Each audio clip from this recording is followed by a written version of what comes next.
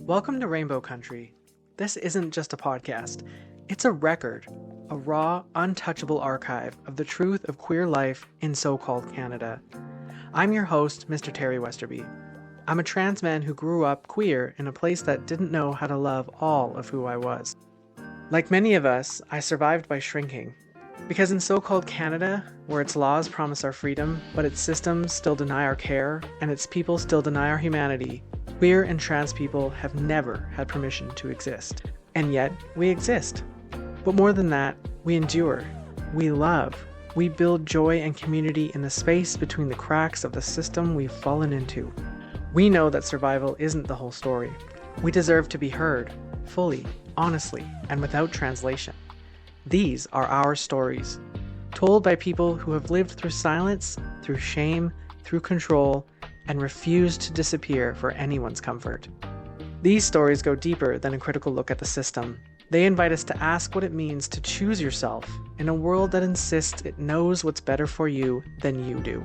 Their stories show us what it means to truly be free in a country that promises freedom when everything about its laws and power structures say you actually aren't free at all. You'll hear joy, grief, transition, defiance, faith, fatigue, survival, and the fierce, quiet power of community. So wherever you are, remember this. This world, this country, this land, this life, it's yours. You don't need permission to be here. This is Rainbow Country. A note before we begin, the stories you'll hear are raw and real. Please take care of yourself as you listen. Step away if you need. Your safety matters more than finishing an episode. These are the voices that have lived through silence and shame and refuse to disappear, and I'm here to honor them. Let's begin. Today's episode is about someone we'll call Kay, a transgender woman born in the 1970s, in a time and place where there were no words, no pathways, and no safe harbors for people like her. This is a story of extreme gatekeeping, not just from the systems meant to care for us, but from the people closest to her. Her church, her community, her workplace, and even her partner, who told her they would leave if she transitioned. And eventually, they did. But staying silent, staying hidden, that was no longer an option. Transitioning wasn't a choice for Kay. It was survival. She says she ruined her family's life because she couldn't stop being trans. But what she really couldn't stop was the truth of who she is. A truth that cost her nearly everything. She was alone growing up and she still feels alone now. But she has something else. That she can die knowing she finally lived as herself. This story is not easy. It's tender, it's painful, and it's honest. Now with deep respect, this is Kay's story.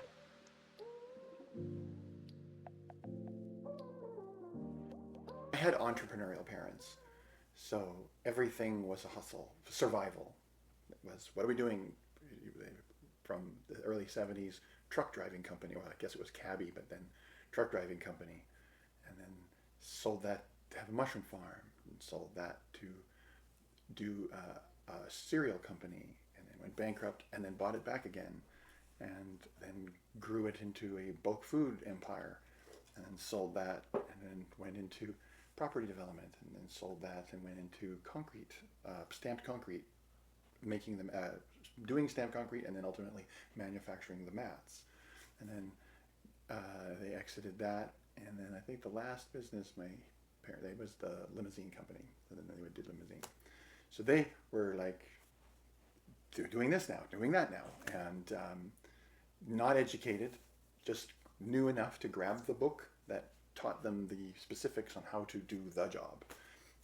When my dad had told me about growing mushrooms, he just went to the university, got how do you grow mushrooms, bought the spores from the university, followed the instructions, filled the barn with manure and spread the spores and hooked it all up correctly according to the book, and had a bumper crop of mushrooms, and then built 3 more barns. And so we did that for a while until hay fever took him over. So in terms of direction, my parents were not direction givers. I might have been a bit of a wild card or wild child in their life, myself and my sibling. So they kept us busy, particularly me. I mean, what they did to both of us is whatever. But very much a Gen X life. Abandon where, you just Parents are at work all the time. The first phone number that I had memorized was the bar where they would be at after work every day. And she's like, "Are you coming home at 5:30?" It's like, "Oh, you're going to have a paper route from 9 years old on till about 16, 15, 16. I had a paper route because that kept me busy after school. So you weren't calling them after? Well, so then, my paper route would take me an hour and a half to deliver or whatever every day. And then it's now evening and like getting dark. You coming home? Dinner time. So we knew, because my mom, the bar knew, is my mom or dad there? That's how because there's no cell phones, there's no generic communication. You just hung around. The kids, we would just play in the neighborhood and everybody would just run around. And there wasn't the expectation of being consumed by evil monsters in the streets. So you were running around the streets all the time by yourself, with your buddies, whatever.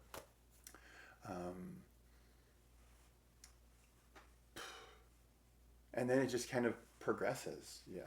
But they stuffed me in French immersion because it was harder, made me have to study more.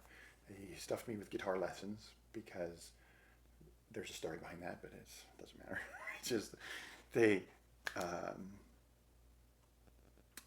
kept me busy with things, so they didn't have to attend to it because they were working all the time, working 7 days a week. They worked on the weekends, they worked in the week. It was nonstop. The workaholics. And then because of language, I went on a German student exchange, and then I came back and then I studied music for a year. And then they wanted me to take a business degree, so that's what I had to take after the 1 year of music. And I managed one semester, and then I dropped out and went on the road with a band and just tried to do anything but. And then that's not a profitable enterprise. I was a truck driver. Did the bum musician for a while, and then eventually, by the time they got their concrete business, I was trying to help them. So I helped them run their business. I was doing estimating of jobs because I understand the math of volume. Did that, helped them do that. Eventually, when they got out of concrete placing, I ended up helping them run their warehouse. We were selling concrete supplies. And so I worked a lot with my parents over the years. When they had their cereal company, I worked in the warehouse. I was never trusted to be on the front-facing side of the business. I was their janitor from when I was 15 and 16 for 2 years, or 16, 17, 15, 16, something like that. So, I wasn't given any glamour jobs. Once I did music, and then I didn't do the degree and went to be in a band, they were supportive. When we went in the studio, they paid for the studio time, and they helped fund our tour when we toured across Canada. They gave us we were employees of the company, but they gave us a leave, and so that we could cover our unemployment insurance. Ultimately, I taught myself computer programming, and then that got me a job at a company, and then I got a job, but it lasted 2 months because I was horrible. And then I started my own internet service provider business in 95, 96, 97, 96, I don't know, 95, 96. I ran it from 95 to 98, and then I sold my user base to another ISP in Vancouver because the company I was working for, they hired me back after a few years, and then they got bought by EA, and then I ended up working for Electronic Arts. And I'd never heard of them. People were like, "Oh my God, people kill to work at this company." Like, what do they do? Because I wasn't in the video game business. I was just trying to survive. And then I did that, and I specialized in internet networking. And that got me down to work on The Sims. So I've ended up for 30 years, I've been making video games or digital properties or whatever of a variety. Surviving by having self-taught again. I just bought every book I could, read them cover to cover, and survived.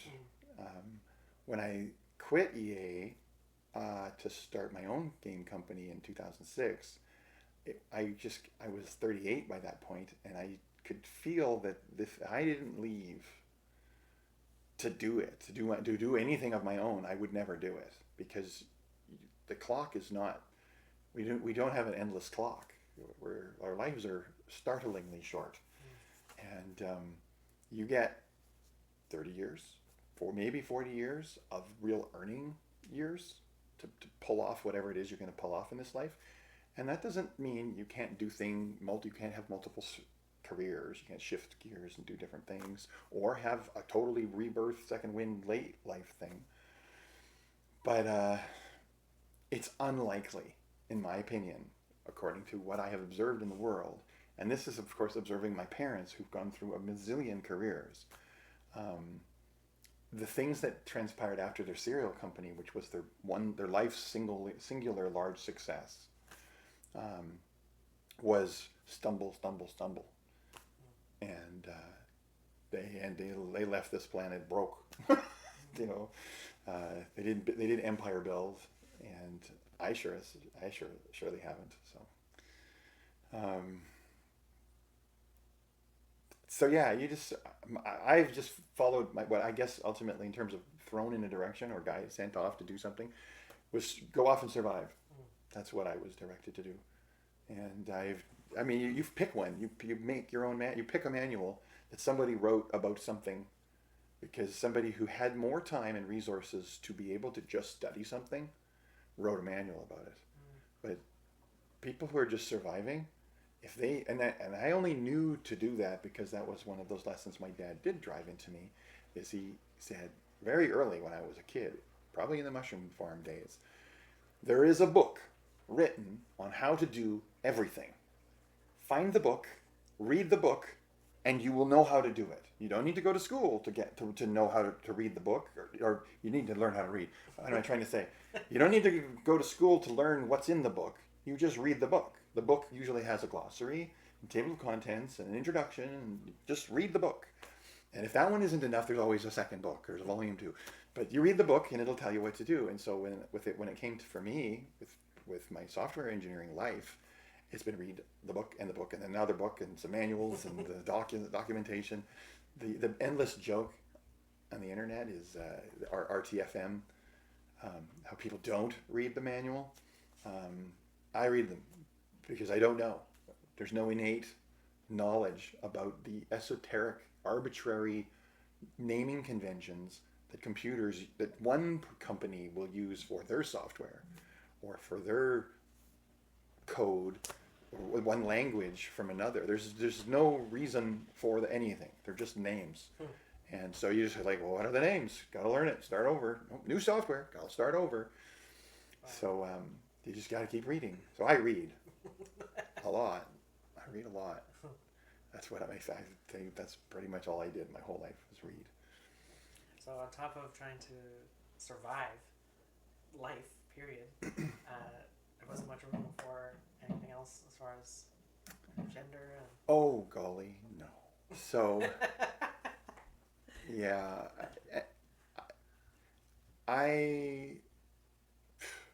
you don't, it's so convenient. I'm very up to date on all of the thought processes that we have now in the 21st century.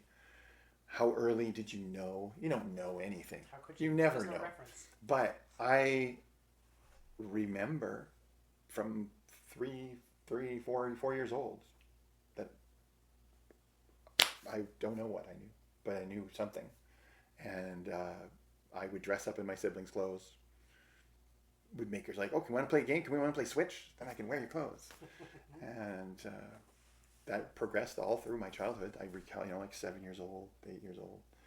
As you become a teenager, you can't do it. It's not, unless you're doing it consensually with your sibling, to go, oh yeah, I want to, unless, then you have to do it in secret when nobody's home. And that was, in my generation, very common, where they'd be over at their babysitters or at their friend's post-school, because parents were never home, so they would just go and stay with their friend. And then I had my paper route, and then I'd be home alone.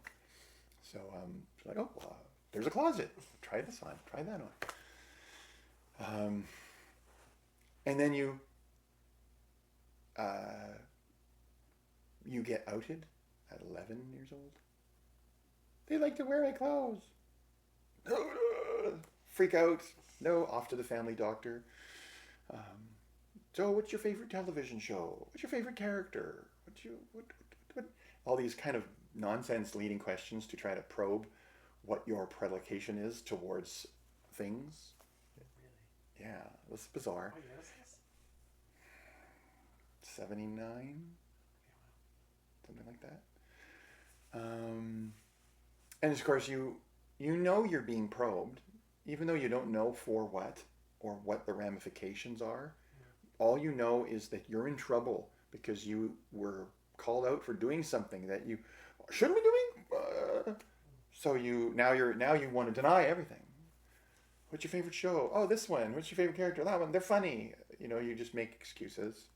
And now you know to never say anything, to never let anyone know, to hang the clothes up, memorize how the clothes were originated, and place them exactly with the same folds exactly the way they were. So there was no evidence that you were ever there. And then that just progresses. You just live hidden because you learned the basic signs that you will be shamed or admonished or dragged off with no explanation to have someone ask you mysterious questions. And you know that you're in trouble. And no one wants to be in trouble, even if you don't understand the ramifications of the trouble. But the rewind clock on that from my mom was, I didn't know what to do. And she wouldn't have. She was an uneducated prairie girl. She didn't have a clue about anything. She was not a very bright mom. I know we all want everybody to think that we're all smart, that everybody's smart, but some of the population of the world is not that smart. And my mom was one of them. And she had no idea. It was out of her depth completely. And they were busy surviving, workaholicing. The only thing they had to do is figure out how to pay the bill, save the farm, keep it going, just survive. And that never stopped right to the very end of their life. It was surviving. So the luxury of having opinions, of having mature, considered opinions about things was not something my parents ever had. I could observe that. They were just too busy trying to figure out what they needed to do to make the buck that would pay the bills today, because there's another bill coming tomorrow and they got to pay that bill. So survival. And that's what my life has been like, mostly. I've never had a real extended period of excess. Just surviving. Just enough. There was a day in the 90s, I had, from my band days, I ended up with a PA system. So I would rent my PA system out. I was a sound engineer for 11 years, renting this PA system out. And one month, the house's mortgage was due on the 1st of the month. And mortgages were, that was all the money in the universe you could possibly earn, was the price of your mortgage every month. So I'm like, well, we're short. What are we going to do? And then the phone rang in the final hours of the month. And I got a rent. We need to rent PA out, do sound, got the gig, put the money in the account on the way home midnight from the thing. And then the next morning the mortgage was withdrawn and we had $4 left. And I'm like, okay, got to do it again. Now what's this month going to be? So it's been relentless for my whole life, surviving. There's been no real break. There's been moments. There's been a year, maybe after I was working at EA, when we came back. No, there's always been some nightmare going on. There's been moments, maybe when we first got the job at EA, and there was like a raise, and there was like we sold there was a moment where we could buy a VSO season tickets and have that as our perk and go to the VSO in '99. That was probably the 1 year of seeming excess, in what I would consider excess, where you had this posh thing that you did. That was it. That was probably my just one little extra 1 year of because we had everything. We got the new job, and we had when the company got bought by EA, and all of a sudden my salary went, they're not making the basic parity of a junior level 1 programmer. We'll give you a big raise to bring you up to basic. And it's just like, this is more money than I've ever seen in my life. You know, it's but since 2002, I've never had a raise. I'm making the same money today as I made in 2002. So 23 years later, same money, exactly the same salary. So, and I've watched the value of my dollar go in half. So I have sympathy for the current generation and their perception of the value of a dollar and their career prospects and survival and everything. I imagine somehow or another there will be something to do. There will be some way to survive. There always seems to be a way, because that's what we do, is we humans survive. The competition's gotten very fierce, but you survive. Through all of that, probably, I mean, playing a band is gender-wise kind of liberating, pseudo-liberating. You get to late 80s, early 90s, you could wear tight jeans or have long hair and be more effeminate in terms from myself. But the words didn't exist. The word transgender hadn't been invented yet. There was only transvestite, which was a heavily, the innuendo was sexual fetish getting off from dressing up. And it was like, I don't have that. It was not what I feel. And I cross-dressed for all the years throughout. But felt guilty about it and felt bad about it. But from the original trauma. All from the original trauma, just now it had to be secret. And then,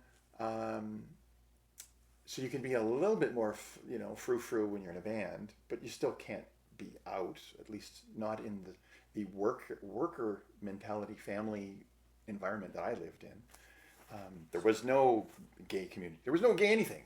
There was nothing. It was just workers, everybody working. The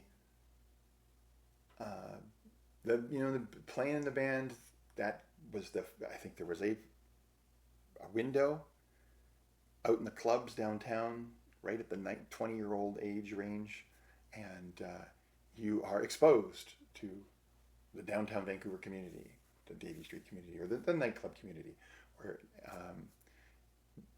everything starts at 11 p.m. and goes till the wee hours. It was that time that I ended up meeting I was a drag queen, but she was like the MC, and she is a misnomer, and so this would be the second term that if you weren't a transvestite, you were a drag queen.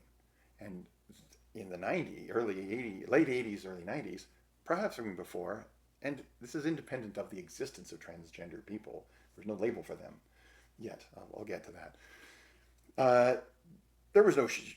They weren't she. It was a he. He knew exactly what he was. He was a gay man who liked the pageantry, who liked the flamboyant showiness and ostentatious circus of the whole thing.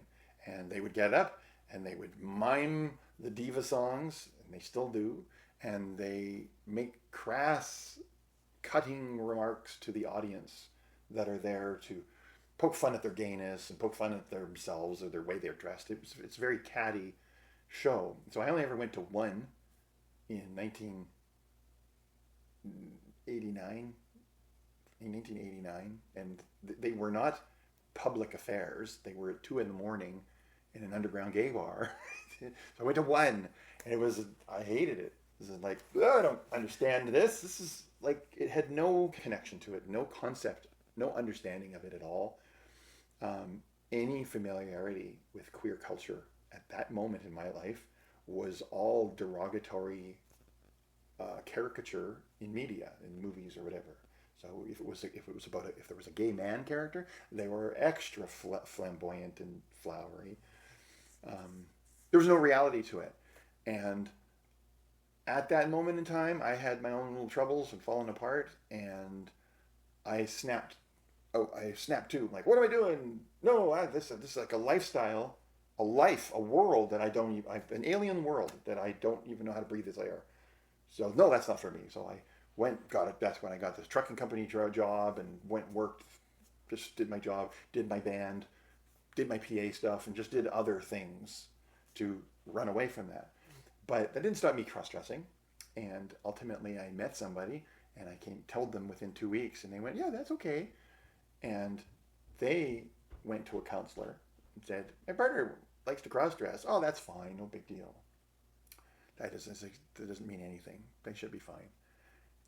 Their line in the sand was anything beyond that. Anything more than cross-dressing was unacceptable. And so this leads to the third word at that time that was transsexual. That's the only other word that would describe people like me, or that whole category of gender, crossing the gender divide. And transsexuals were defined very clearly as people who hated their bodies.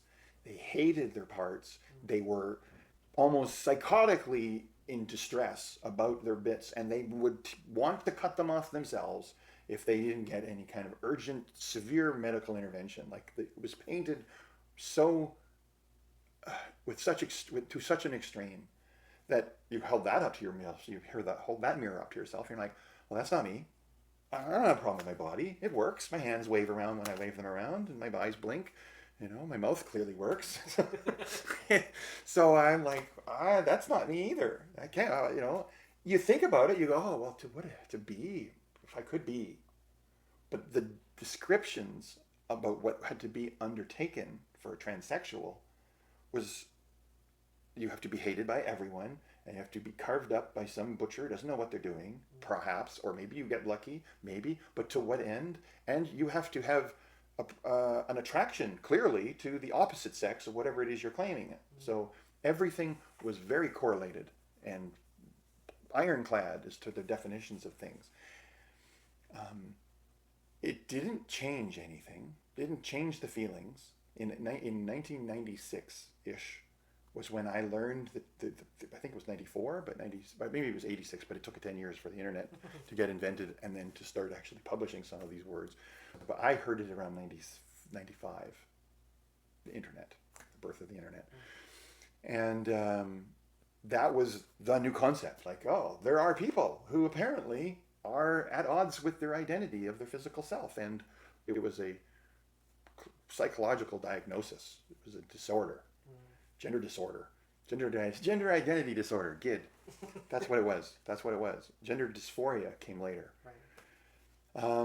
And I'm like, God, well, that sounds more like what I feel. I feel like I'm confused.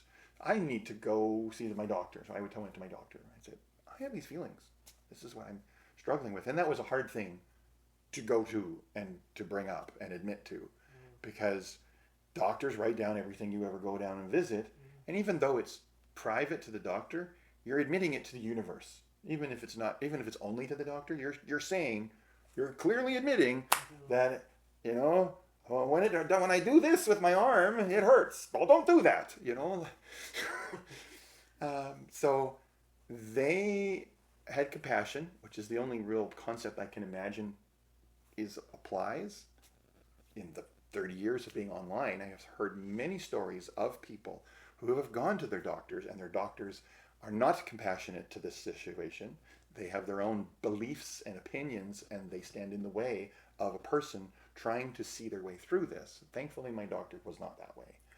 So I had heard about the Vancouver General Hospital had a gender clinic, and it took a year to get to be on their waiting list. It took a year to be admitted. So I said, give me that. I want to be cured. Cure me. Like, if there's a clinic that is studying this, then go to them, talk to them, tell them, this is, what's my problem? How do I get rid of it? Because it's debilitating. Because the survival life that I've lived, when you get paid, and all of a sudden you can pay your bills, and you've pushed away the big dark cloud monster that's coming for you at all times, and you've pushed it back, there's a moment of calm. And in that moment of calm, you all of a sudden notice yourself, and you go, oh, this isn't right. So you dress up to make it right. And in the times that are lean, you're so busy surviving that this stuff is nonsense. Who has time for yourself? You're desperately surviving. So survive. to hell with makeup, and that's literally money that you don't have pissing away on something cartoonish. So just survive. And so because that's all I've ever known, you're in this. It's not a good thing. It's not a happy place. You're getting you. You have to dress up so that you can be this person, so that you can kind of relax for a minute, and then all of a sudden you got to go back to work. You have to survive. The bill's coming. You're going to only have $4 again in the account. You have to get out there. And no, you cannot go and lift a PA system while you're wearing heels with little dangly earrings and your pretty nails. It's nonsense. It's not a reality that suits the situation. So you pack it away, and you go and you do your job, and you don't even you remove all traces of it. Because in the doing of the job, you want to make sure that you're going to get another job, and you don't want anyone looking at you like you're not the person who can just do the job. So any pretty nails, any leftover makeup or eyeliner that you just didn't get off quite, somebody goes, "Are you wearing mascara?" And now you're like in distress, like, "Oh shit, oh, I'm just goofing off." You got to blow it, and whether it mattered or not is irrelevant. So you have to be more careful. Hide it away, hide it away. However, I was going into computers where you basically are just sitting in front of a screen and nobody cares about you. You're just typing nonsense into a machine. Nobody knows what that nonsense is. You can't explain it to anyone. And even if you could, nobody wants to listen to you. 1001, shut up. Tell me a joke. Sing a song. Do anything but talk about that boring garbage. And then the video game industry as that blossomed is shrouded in secrecy. Oh, you have to sign a non-disclosure agreement. You can't tell anybody what you're doing. It's a secret. Well, I already knew how to keep a secret. Like, okay, you want to sign something? I'll just keep your secrets. Like, I know how to keep a secret. Let me tell you. But anyways, 96, 90, I got to go to was it 96, 97, 98? Gosh. In there somewhere. I think in 96 I talked to my doctor. 97 was the year of waiting. 98 was when I got to go to the clinic. That's correct. And I finally go there, and they diagnosed me as having a divided male-female personality. Like 60% male, 40% female. I'm like, what the hell does that mean? You just need to talk in our support group and talk to the group, and we'll give you a hormone blocker, spironolactone, which is an anti-androgen, and it prevents testosterone from metabolizing in the male body, so that you kind of take the testosterone out of the picture, kinda. No estrogen, just block the testosterone, block the hormones. Separately, all through the 90s, all of this. I mean, I'm tall, but I was like 155 pounds. Like I was a stick, this body. Whoa. We didn't eat very much. When I talk about we were surviving, we were just surviving. Just barely surviving. We didn't eat steaks and potatoes every day. This was survival life. But put me in a mini skirt, and I'm like, woo, skinny girl. So I took to that like mouse to cheese. The subtle chemistry change of not having testosterone in the system somehow or another brought some kind of meta euphoria, just the touch of it. And over the course of 10 months of that, and going to groups, going to the support group. So I guess they wouldn't transition me out the gate. They went, "Oh, you're not transsexual. We can't just give you." They were at that point in the history of the universe, the medical community were gatekeepers. They wanted you to go all the way. But you needed to show it. You needed to look like you could go all the way. I'm tall, very tall, and though I was skinny and I had the right mentality for it, they didn't think that it was right for me. So they guided me to support group, where you just talk about your feelings about how you would want to do these things and what you think you are and whatever, and you explore this. And 10 months, 11 months, I participated. And then my partner was like, okay, you have to get off of this stuff or we're done. You're on a path that I'm not going with you. It's my way or the highway. I got an ultimatum. And I acquiesced. I went, oh, okay. I don't want to lose you. I can't lose you. You're the only person in the universe to me. There isn't anybody else. No. The only person who puts up with me. So where else would I go? Who else would want me? Nobody. Especially if I kept going. The only reference I had was from the '89, the Nonsense Drag Queens clown show. And if there's a drag queen out there that doesn't like the sound of that, I don't apologize. Like, it's a show, and it's clowning on femininity, in my opinion. Now, I don't want to be a jerk about it, but at the same time, if that's the best you can do, if that's all you have, good for you. You go queen. You go king.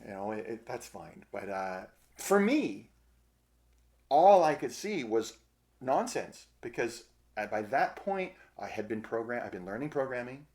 I knew how to play music. I was still playing in jam bands. I'm still playing and whatever, but or doing sound. I was renting my PA system, so that was like my sideline business, internet business, programming, PA. My partner had a basket company, so we were making gift baskets. Like, we were just hustling just to survive. And so the idea of going and doing some other life in another place, because the only place in Vancouver where that lifestyle visibly existed was Davie Street. Just didn't it, and the rest of Vancouver is a straight gray, drab blandness. This was all it was. There was no pride parades. There was no pride. It didn't exist yet. Street. It's just a street, and I mean Davie Street. There was no rainbow sidewalks. None of this existed. None of it. Subculture. Yeah, it was an underground culture. Now, there might be somebody who would correct me and go, "Oh, no." If you were down on First, on Sunset Beach, and you lived on Davie, then you would know every Friday we did this. But I don't know. I lived in the suburbs and was trying to survive, so it was. You were not part of that life. Absolutely. So there was no way to be into that. And when my partner said, my way or the highway, well, it's like your way or nowhere. Like, their comment was, I don't think that life you'll make it. And they probably weren't wrong. I think they were wrong, because survival is the way. You just survive, whatever it takes. But at the time, you didn't see. There was no option. No, there's no. If you call it a road, there was no off ramps. There was nowhere else to go except desolation and despair. Was all I could see. So I said, no, that's not for me. I absolutely adore you, partner. I don't have anywhere else to be. And so that required me to stop the blockers. And ultimately, because of that whole incident, it was stop going down to the clinic and just shut the whole thing down. I think I kept going to group for a little while, but if you go, I don't know, if you've ever had to endure going to a support group, there is a point when you don't want to hear any of these people's stories anymore, and you don't want to tell your story anymore. You see that it's not helping. It's like, I don't belong here. What path I think I should have been on is not allowed to be, can't talk about it here. Or if I do, all you get to do is talk about it. That's it. There's nowhere to go. There's nowhere to go. Yeah. And, I was, this workaholic life that I was born into, there is no talking about it. Now, I'm a good talker, right? But at the end of the day, it's what do? Do you have to do? There's tomorrow the bank's calling for its money. So what are you going to do? You have to keep doing. Period. There's no option. I see with sadness and compassion, hopefully, in my heart, that there's so many people who just have given up. They can't do. They didn't know how to do. They didn't have somebody tell them that there's a book they could read. Shoot. But, that sounds glib. It does. It feels hopeless a lot of times. I think the irony is that if you do something, you will be okay. You have to accept that being busy in this life is what this life is. It is not an experience of lap of luxury. It's not what life is. It is an experience of how hard it is to live. And of course, that's what I know. And of course, everything we see in media are people who are living the lap of luxury.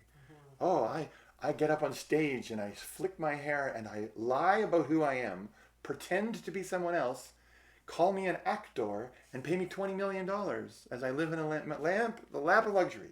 Here I am on a yacht. Here I am. And now, I'm not being envious.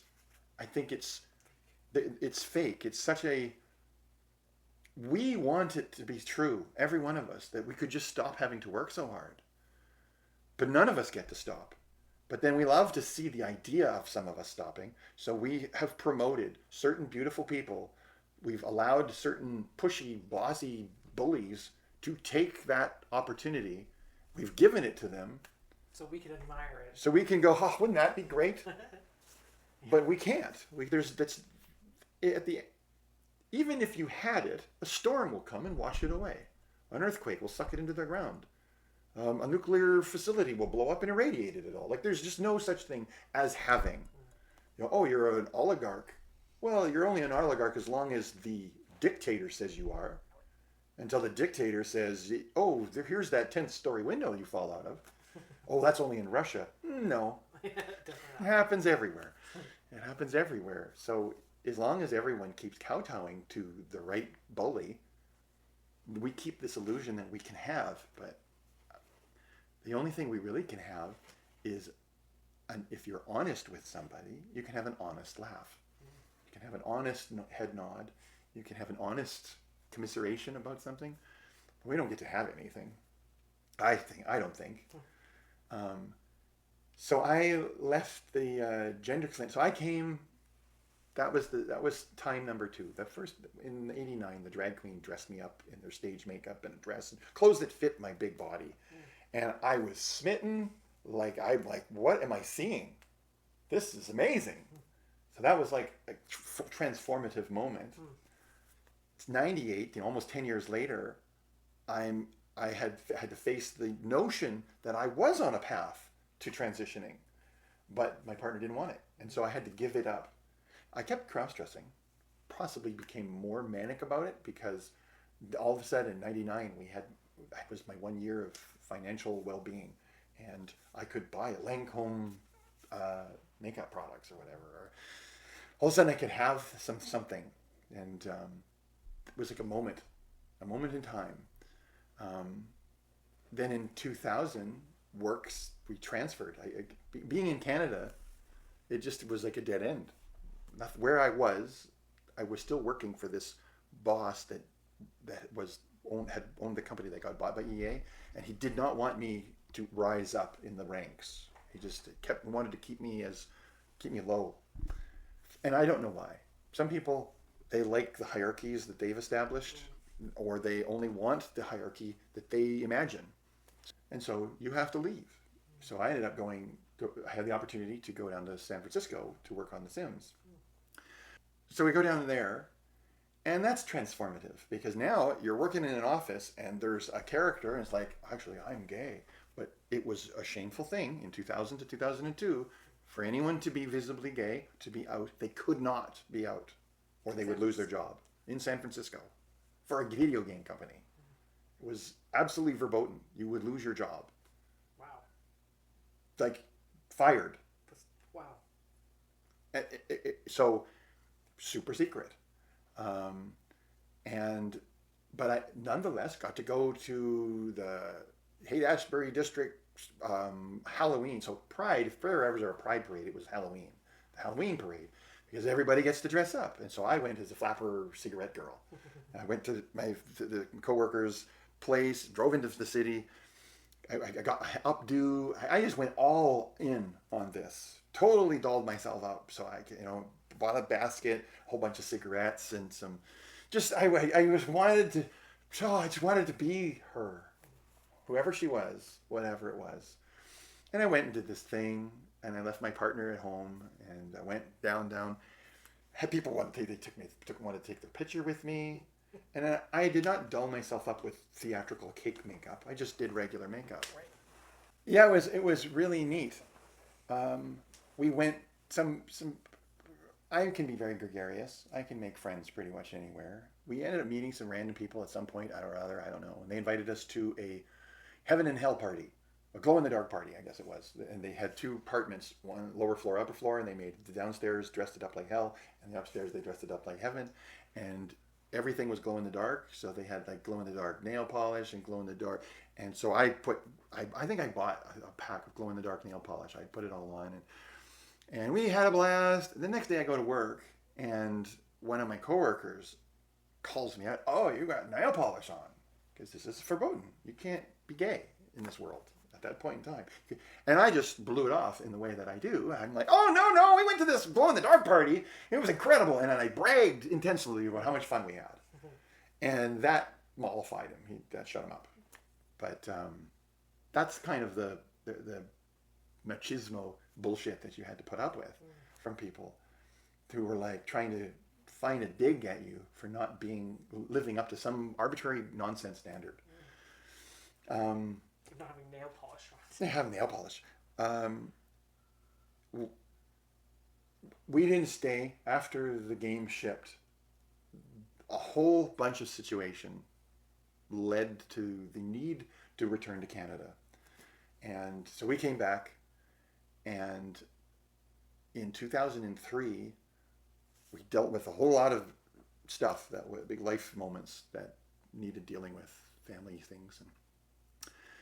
And then we got pregnant, and my partner was like, you need to be a man, a dad, a father. What are you? What are you going to be for this child? So you need to throw away all of that stuff. And it came to a head, and everything was put in bags and sent out to the curb. And when that day happened, I felt like for 3 days I mourned the existential death of my alter ego, myself. I cried and cried and cried and cried. I couldn't stop. I felt like I died. And then you move on, because you got to go back to work. You got to keep surviving. It's just, the clock didn't stop. I ended up getting a job. So I had left EA to come back to Canada to deal with stuff. But then I got a contract back at EA to help work on something else. So life wasn't done with me making video games. I would have left. I would not have gone back. I probably would have been driving limo, helping my dad do his limo business, probably. Like it was an escape. But then this opportunity came, and it was profitable, and took it, and that was of benefit. But then eventually they offered me a full-time job, and blah, blah, blah. And that was able to give us all the medical coverage we needed to make babies and continue on with life. Through the whole baby phase, I was pretty straight. I had to have denied it, and everything was thrown away. I didn't have anything. As those years progressed, and I had to work in the city or something, or head downtown or for whatever reason, I would get clear lip gloss and just wear it in the car and be satisfied with that. So I couldn't stop, even though I swore off it. I was still like, oh, okay, I'm doing something to take the sting out of this ridiculous existence, because it was just work, nonstop, ridiculous hours. I mean, everybody has heard the hours that the video game industry works, and it was nonstop like that. For the first decade of my life was absurd. And then as the years passed, partner would find something and then confront me, and it would be a big issue. It was a contentious issue. Just like lip gloss. Find a receipt. Maybe I would buy a piece of clothing. What's the problem? Oh no! He's like, are you backsliding? And drugs or something. It's like, are you a heroin addict again? Like, it was viewed that extreme. And so you'd have to purge, which is like an old familiarity. Cross-dressers, whatever, they would feel guilty about what they were doing and have to throw everything away. I never felt guilty about it. I would be happy to keep collecting, but I certainly knew I could never be out in public. I couldn't show myself. That being said, there were moments in the early 90s where I had gone out, but then, you're walking nervously, having parked a car. This was 92, 93.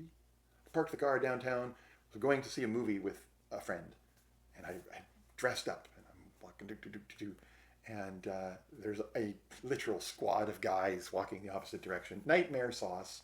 Oh no, here it is. I'm on the side street. I'm, tall, skinny twink. That word didn't exist either.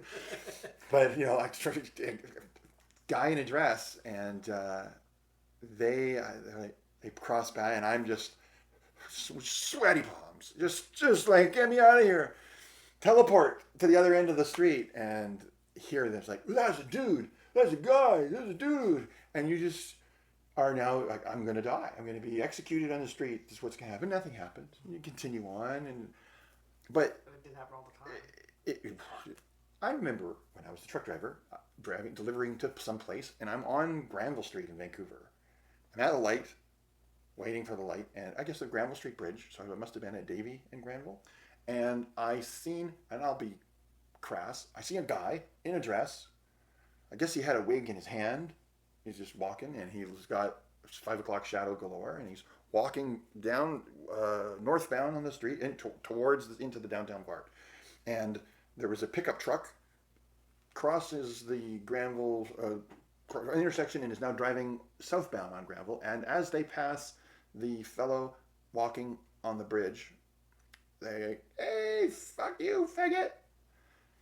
So that was the ambient. And in the news, there were like somebody beaten up in the bushes in such and such an area. Like the hate crimes were a real thing at that time. So you did not want to be somebody who would draw attention to themselves and be hate crimed, because it was a real thing. When we look at, all the way to the fast forward to today, in a world that seems content to say anything and everything that comes on their mind on the internet and think that that has no ramification, those words were openly spoken in the streets and were often followed with action that led to people's lives being lost, or led to them being brutally injured from a beating. That's not a world that should ever come back. There's no safety to anyone in that world, because all it takes is someone to just call you something. They just go, hey, you look like a faggot. I'm going to take you out. You with the glasses. Oh, you got short hair. What are you? You look a little funny to me. I'm going to take you out for real and not on a date. And you're like, what now?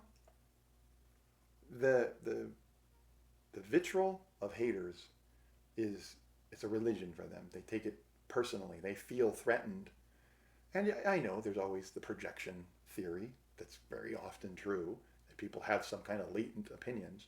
But I think perhaps compassionately, they don't know anything. And they are reacting to their own complete ignorance with the most extreme response that they have been taught. They've all been taught the Terminator response to threats. They've all been taught the John McClane take out the terrorists attitude. Like, we've all been told, when you see something that's bad, you take it out. And protect themselves. You protect, and if you're not protecting yourself, you're clearly protecting your loved ones, or someone that could become a loved one, because, there's a happy love triangle ending somewhere in there. Or the children. Or the Simpson, think of the children. Yeah. If we really thought of the children, we would guarantee that they could be anything and not be in threat. Not be threatened, or not be, actually I misspoke, but then it's true. If you teach your children right, then they aren't a threat to other people, and people will respond to them. Now that's a double-edged sword. That's of course the upbringing that I lived in. If you are invisible, then no one will trouble you. If you're too visible and you're something that's unknown, visibly unknown, well, then that's a threat. So you got to be invisible. Don't be so rainbowy. Just be gray.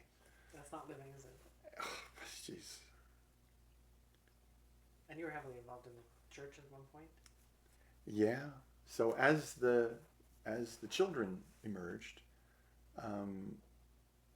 having a place for them to be, having a place for family, and churches are family organizations. They've defined themselves as family organizations.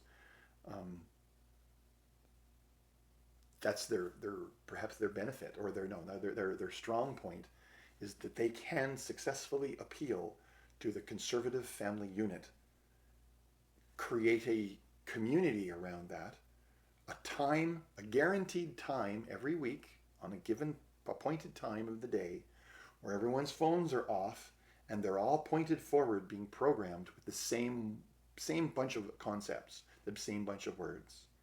And in a world filled with noise and nonsense, a lot of it's nonsense. It's just nonsense everywhere. Having a clear and comprehensible message that matches to a reality that you are actually existing in.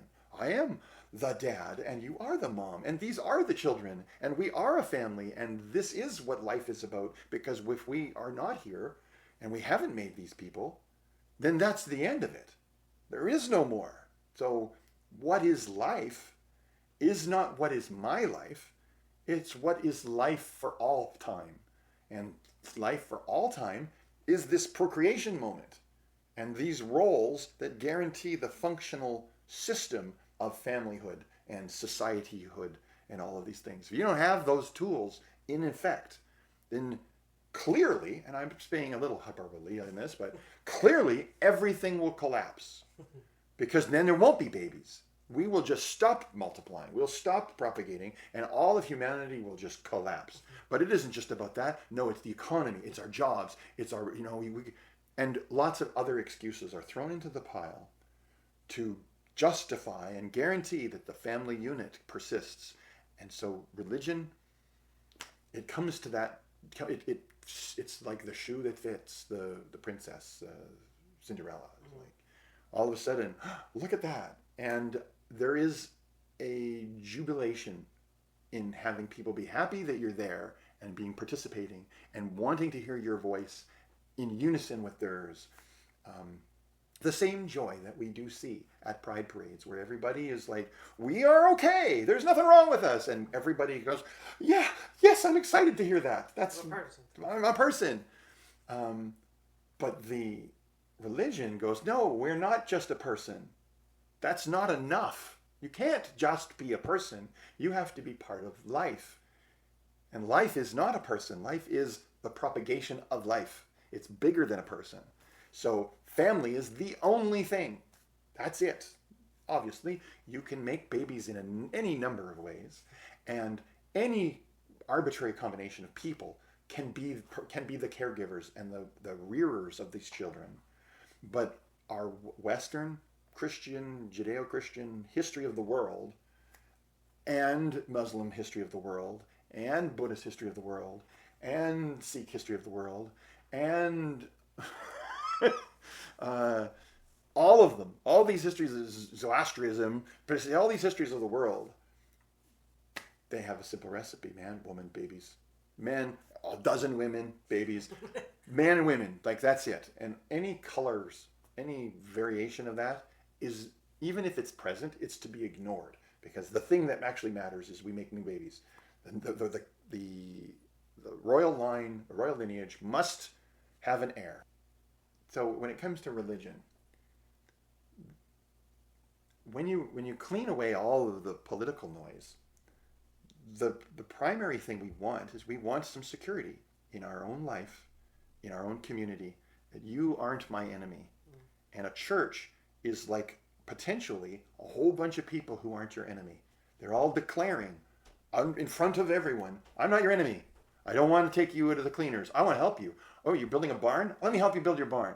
Oh, we're going to have a barbecue? I'll bring the potato salad. So there's this effort to create a community which is beyond powerful. It trumps, I hate that word, it overrules a pride parade where everybody gets to come along and be themselves. As communal as that sounds, no one brought a potato salad. Yeah, that's true. They just brought their own sparkle and their own glitter. And we all loved it.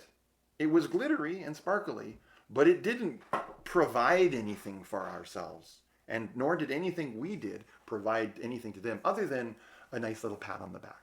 You know, like, oh, look at you. Make space for you, you make space for me. Yeah, well, look at us. Look at us. Whereas, the church has a barbecue.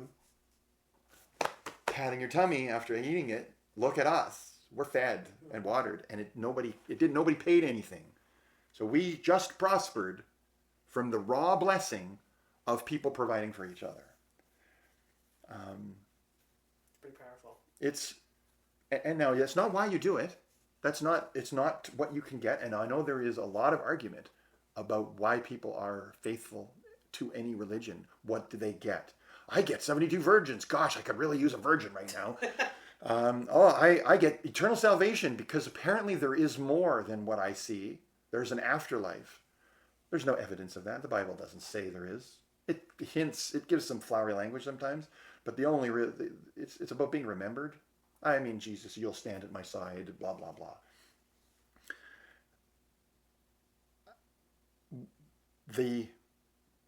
I think that's not what it's about. That's like trying to get a job at the big corporation and they say, hey, we've got tennis courts and we've got a yoga studio and we've got a concierge. You can get your clothes pressed while you're working, and we got an in-office diner, and we'll wash your car, and health benefits. Oh my gosh, you come work for us. It's gonna be so great. I think that's what the afterlife is. It's a bunch of PR perk gobbledygook to get you in the door so that you can be part of the machine that keeps the big, communal barbecue going. Makes more babies, makes more workers that have a little bit more than people who aren't part of that. Because when you are part of it, when you have a job at the company, you have a paycheck. You do have health care. There is a company barbecue. Gosh, I am better off than that guy in a cardboard box at the side of the road with a rusty needle hanging out of his arm. I'm better off. Now, is there a guy in a cardboard box at the side of the railroad tracks with a rusty needle hanging out of his arm? Maybe. We sure think there are. We've been told, the news has told us that there is. If we go downtown and you wander around, looks like maybe that's the guy. Look at him. There he is. That must be him, right? He's got a meth pipe in his hand. That must be the guy. I don't want to be that guy.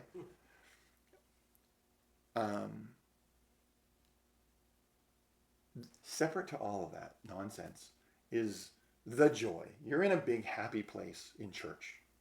Bunch of happy people who want to be happy and are there to be happy, to delight in a concept that makes them all happy. A perfect God, a perfect promise of an afterlife, a perfect forgiveness for all of their wrongdoings, whatever that perfection is. They're there to celebrate that. And the joy that is manifest in that celebration is obvious. And it's infectious. And you want more of it for yourself because for me, the further I could get away from any guilt or shame about feeling like I wasn't right, but I could be right. I could get up on stage and sing a happy praise song, and everybody's praising, and I'm praising, and hallelujah, praise, praise, praise. So who needs to wear a dress when so much crazy, happy, joy is happening? This, not needed. But that's not true, because it doesn't meet that need. It's a specific kind of joy. The itch that is scratched by religious fervor does not address the gender itch, because there's something more to it, I guess, maybe, perhaps. In 2015, I was a worship leader at a recovery church. We played once a month to a church of people who were recovering drug addicts, alcoholics, abuse victims, like the whole gamut of people in the cardboard box. And they were so glad to be out of that box. The joy that they had was insane, because they had gone to the lonely end of the road where there's no lights on, so they could do whatever they wanted but nobody would notice. And they realized that nobody noticed because there's nobody else down there. They're alone at the end of a dark street, destroying themselves. And they wanted out of it. And at that same moment in time, I discovered my health issues, and I started addressing them. And I'll tell this dumb anecdote, which is dumb. There was this stupid movie, space movie, with Jeff Goldblum and Will Smith.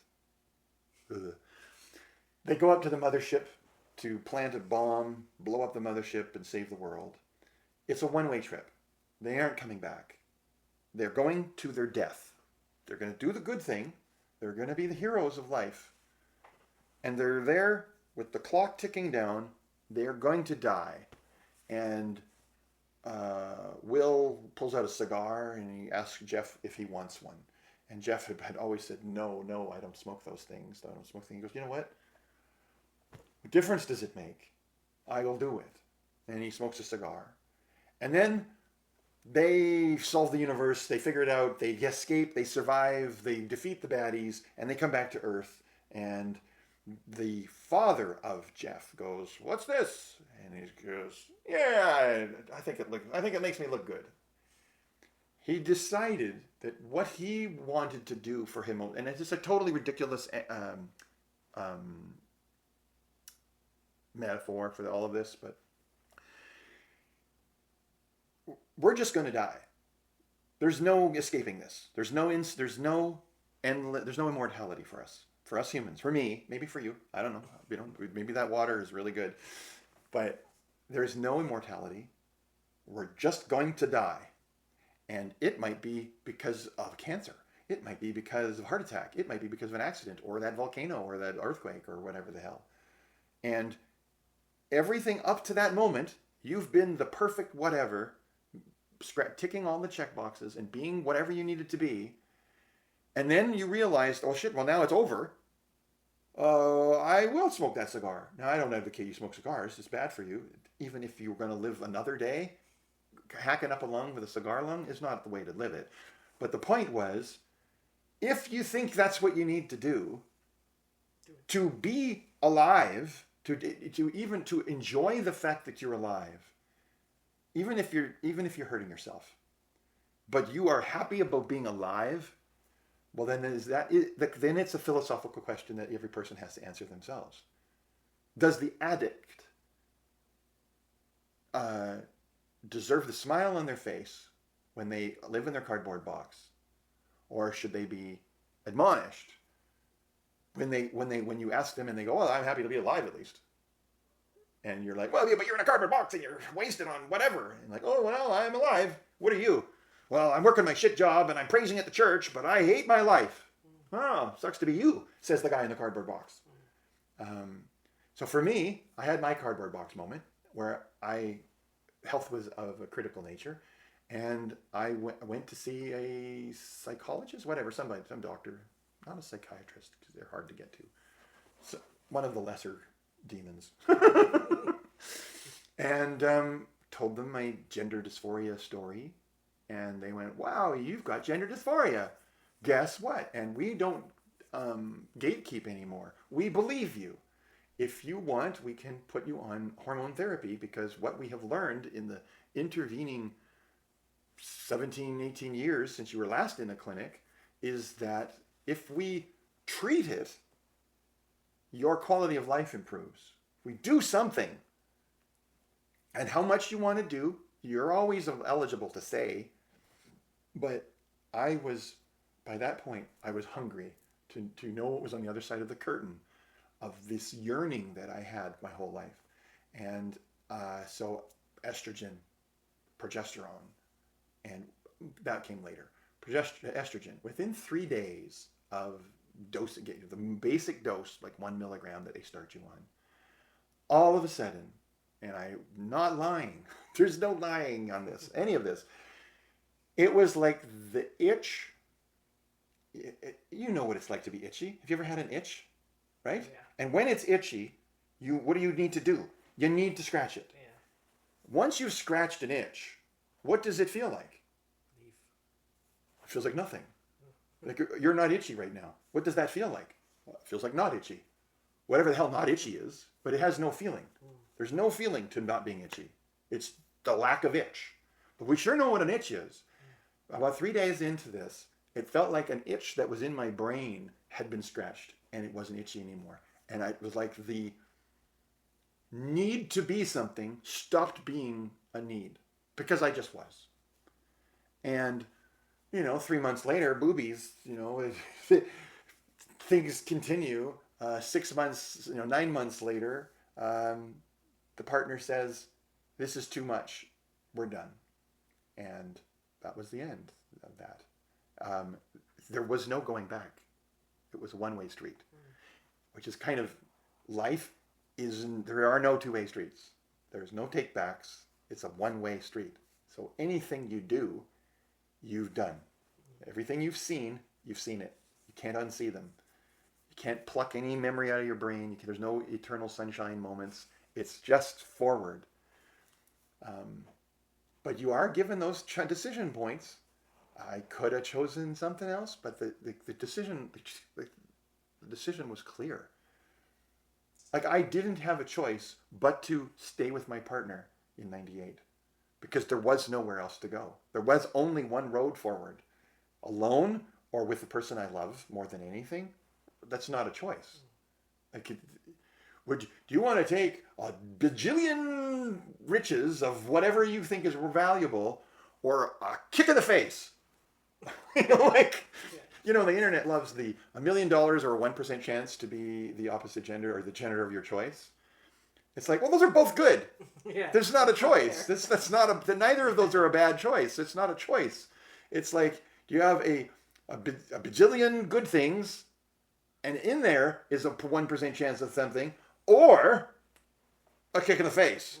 A 99% chance of a kick in the face. Yeah. Like, the way life actually paints these pictures sometimes. I don't know how often I've ever been given a 50-50 moment.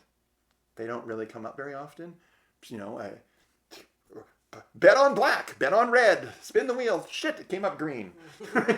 Very rarely are you ever given an almost 50-50 chance at anything. Life tends towards the momentum that you've given it. I don't get offered a lot of fish packing jobs because I have nothing to do with fish packing. I seem to have a lot to do with software and digital media, so that's where I tend to get my jobs. When it came to me transitioning, the momentum takes over on that front. Once you've been divorced and your teapot is full of hormones, I knew that with her fundamental rejection, there was nothing to stop me from continuing all the way and completing my transition. There was nothing.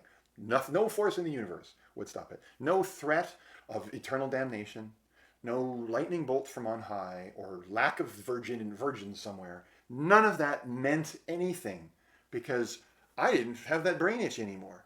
I feel like myself. Now, I don't sound like a girl. I don't make an effort to try to sound like it, because I'm not trying to trick anybody that I'm something that matches their expectation.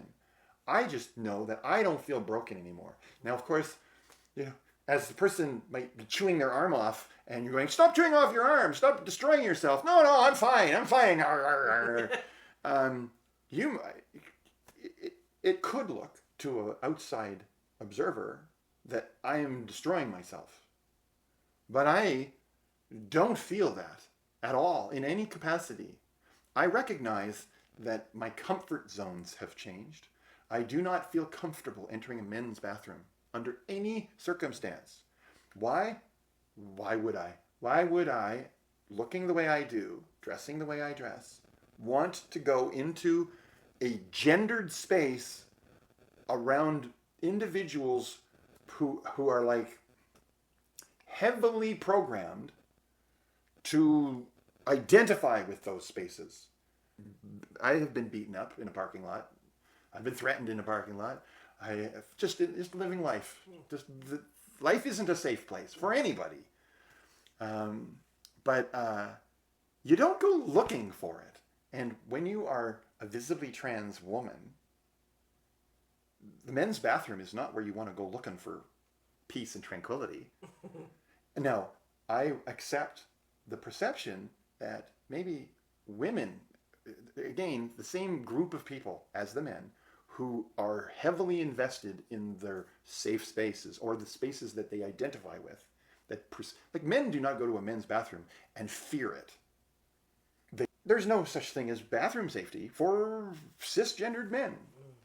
Because if you're in the wrong bathroom, well, then that's the wrong bathroom. Well, you shouldn't need to go to the bathroom. Well, if you gotta go, you gotta go.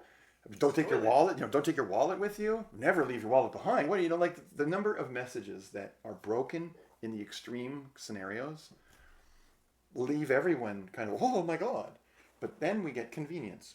I'm a visible trans woman, but if you see me in the women's bathroom, we went to. This is the second drag show of my life that I ever been to was 2 weeks ago, and I went to the bathroom. And the women's bathroom door, for whatever asinine reason, was wide open. But I went to the bathroom and I washed my hands. And some women came to go to the bathroom. The men's bathroom was, for whatever reason, the doors was closed. But the women's was open. And she saw me. And she got confused. Like, which bathroom do I use? She thought I was a man. But like, where do I go? And she's looking at the door. I said, that's the women's bathroom? She was completely confused.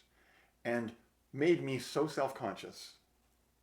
Because if I ever am in the bathroom, I'm in and out like a very well ventilated bathroom.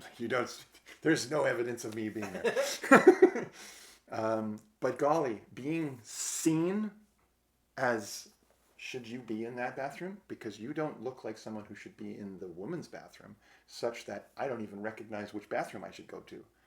Was her messaging. Was what I got, and now that's of course picking this tiniest gaps in the teeth. But boy, oh boy, like nothing is missed. People are not secretive about their thought processes.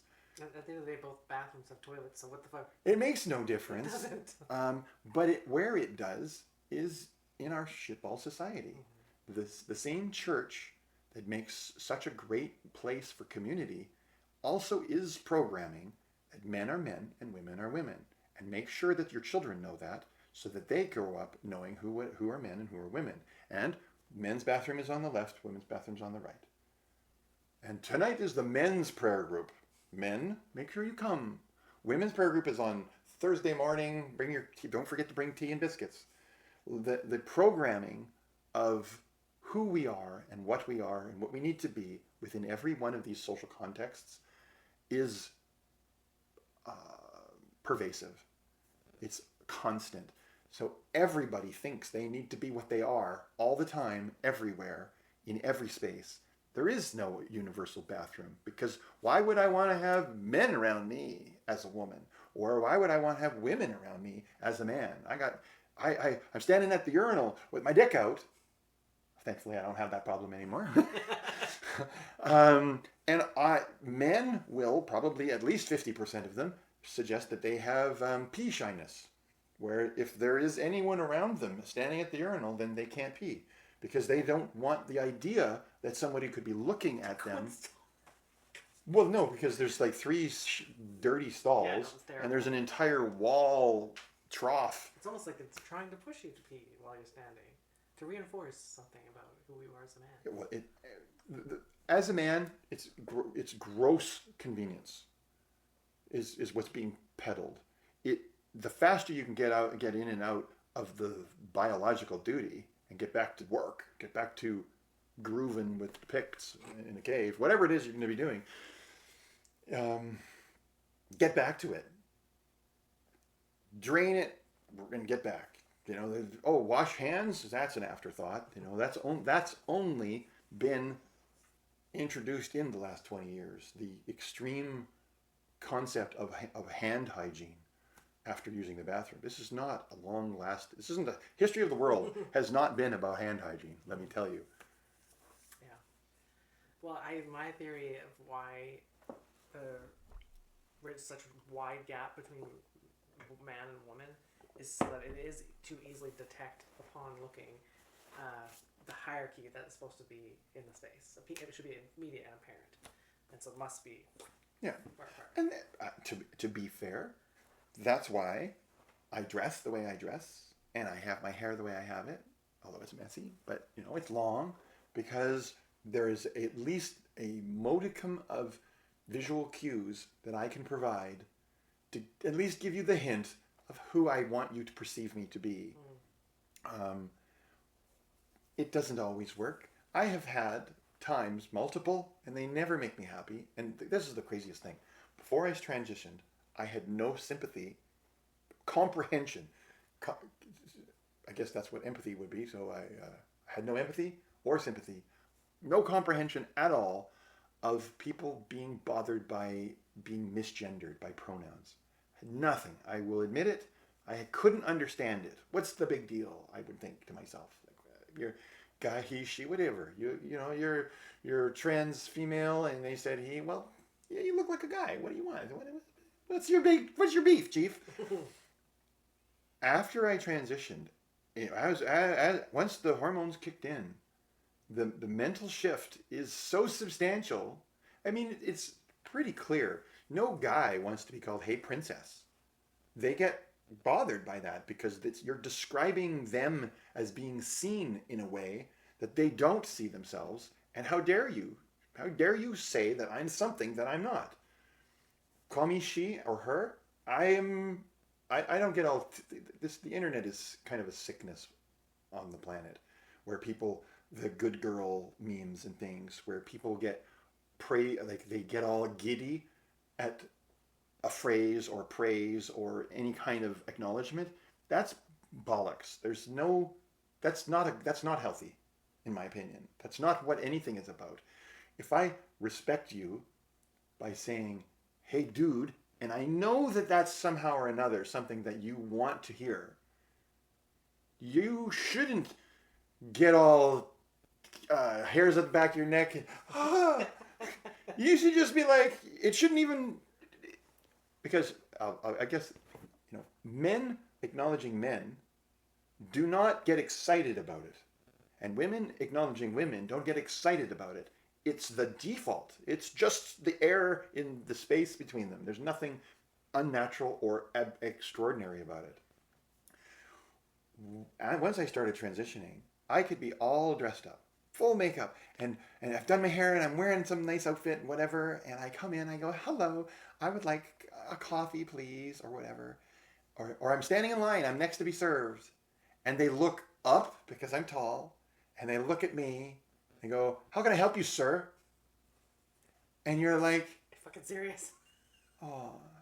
And so when the first few times that it happened, when it was brand new to me, it was just a crestfallen sense that washes over you. Like, but I tried so hard. I did everything that I could to try to give in to you, to acquiesce to your prejudice, and try to present to you as honestly as possible how I would want you to perceive me. And you're going to still do that. Either A, instinct, which is very, very strong in humans, and I'm going to give that the credit, I'm going to be the benefit of the doubt. Your instinct is, "Oh, look at you, man." And I'm going to go, "Well, thank you. It's Miss, thank you. I'll have a sandwich," or "I don't want to eat here now. I lost my appetite." You don't get fed if you get pissy all the time. You only have your 15-minute break. Get your food, eat your food, get back to work, survive some more. It's an indulgence to think that people must respect you. Conversely, if there is no expectation that you should respect people to some degree or another, then you will be, I believe, the programming is there, that people will more likely be rude. They will be blatantly bigoted. If you can't be a duck in this particular life choice, you shouldn't make this choice. You will break. Water off the duck's back. It can't be it can't be a deal breaker for you. It can't, because it's the least relevant thing. It's not about what other people think about you. It's what you think about you. Period. I destroyed a happy family to be me. Now, happily, I still love my family and they still love me, and everything has progressed over time, and we all are somehow or another booping each other on the nose, and we're still surviving as humans on Earth who are in contact with one another. But that together unit got demolished. It got dissolved because Dad left. You cannot make someone accept something they cannot accept. The immovable stone, unstoppable force metaphor. Have you ever seen a rock that has gotten cracked, but it still looks like it's one rock, like it's almost a perfect seam? You could take the parts apart and you put them back together and it's like one rock again. When you have found a partner in life, you are one rock. All of life's trials and tribulations are thrown at you, all of the joys, everything, and you endure them together as one singular entity, one concept. When there is a schism of this magnitude, I cannot accept you wearing glasses. That's not acceptable. But I have to wear the glasses. No.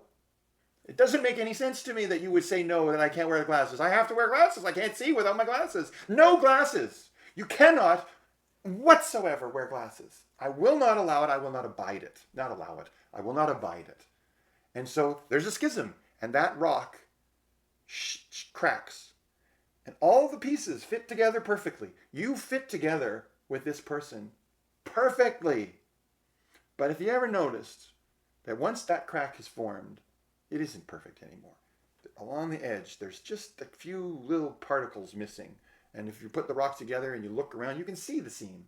It's clear that it isn't together anymore. It's a really good fit, but it ain't together anymore. And once it's not together, it's not together. No matter how well it meshes. Oh, well, I'll just get some crazy glue and I'll try to glue it together. Well, that's really temporary. And if you accidentally get a little acetone storm, well, then the glue dissolves and it falls apart again. And the world is filled with acetone storms. So you can't avoid it. And there's a separate thing that I use for my own sanity.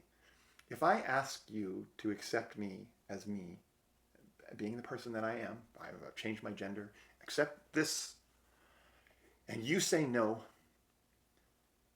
I have to accept that your no is as enduring and emphatic as my yes is about who I am. I can't make you be who you are different. If your no is no, it's no. I have to accept it. And I had to respect and accept the no that I was presented with. I don't like it.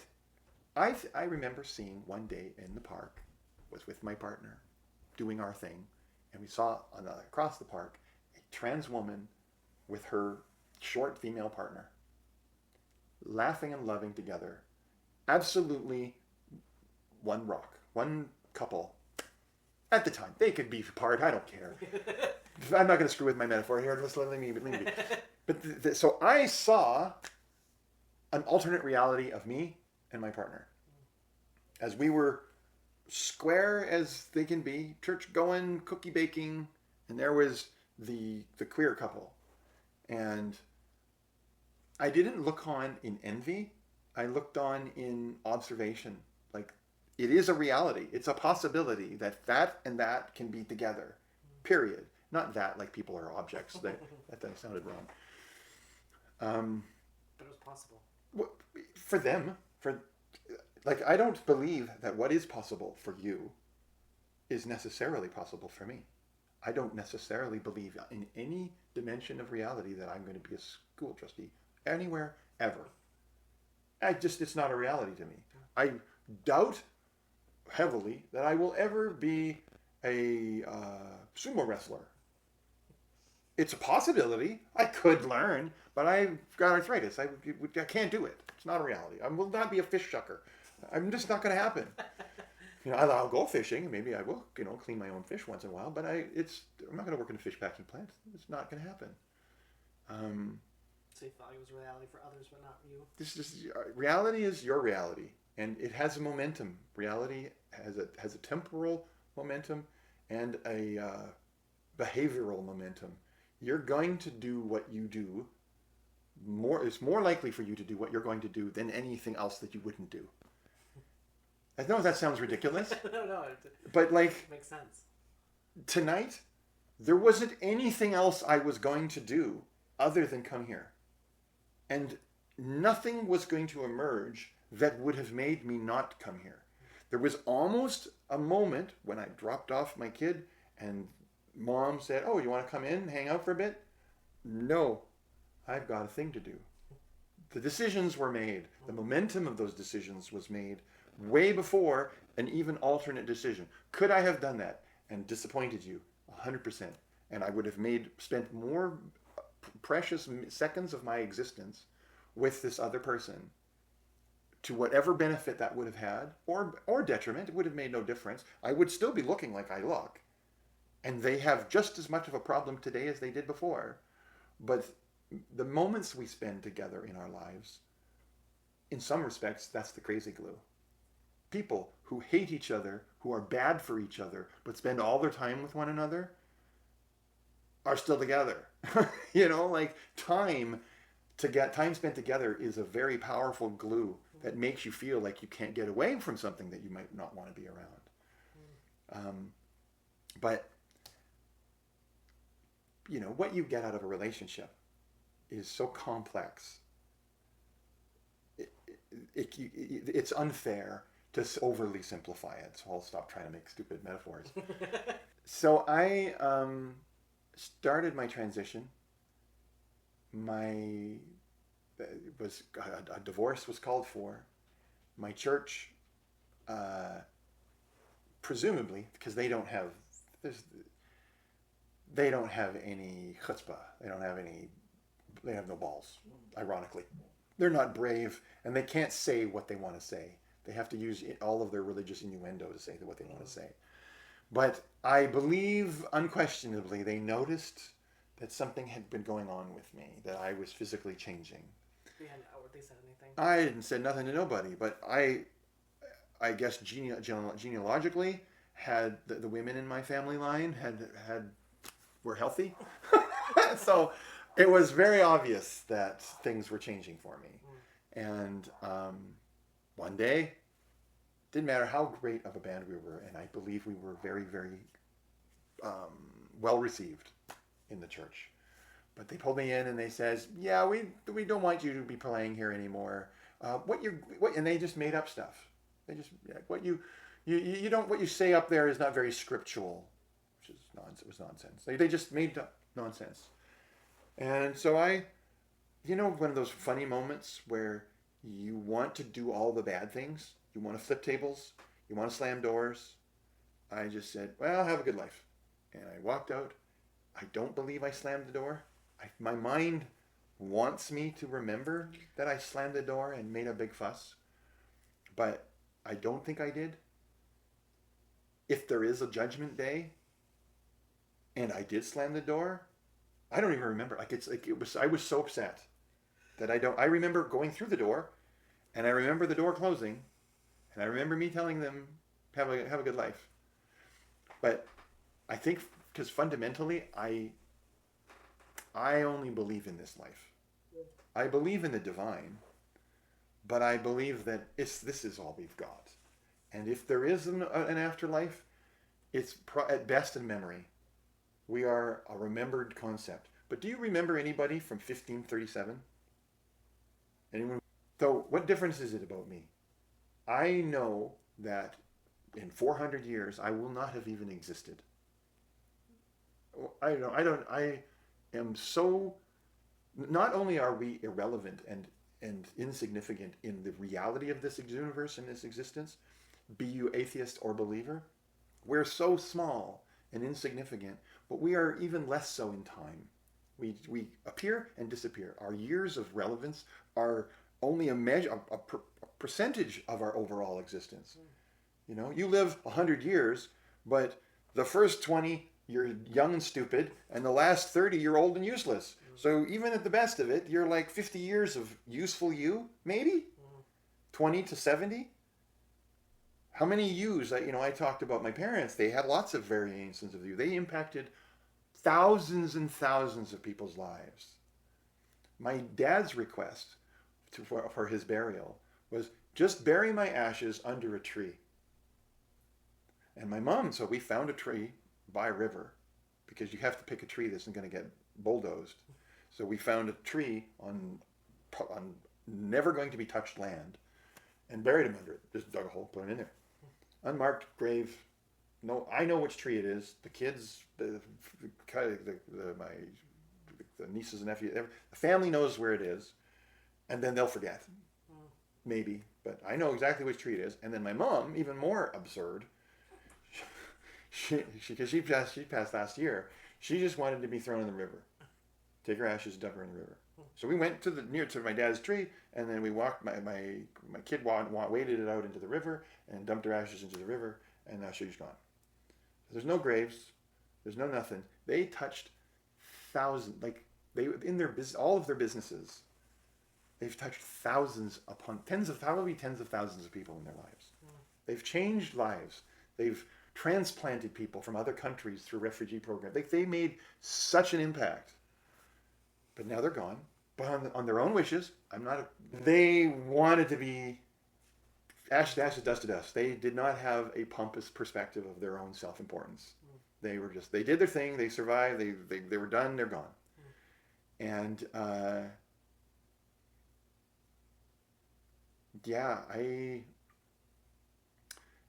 getting kicked out of the church didn't bother me as much as the band that we were in.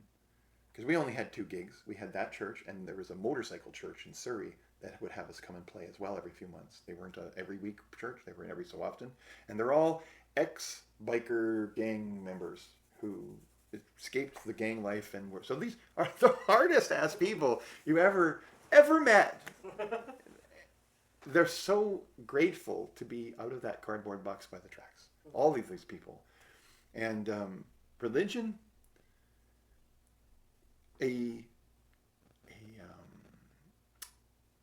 cynical person would say that it is just the program, just the dialogue that tricks people into feeling the euphoria that they feel because they've left this destructive life and are now living a less destructive life, that euphoria is because of that. But they miss that the dialogue and the promises, the community, the genuine desire of believers to reach out and help someone that they fundamentally believe is in trouble.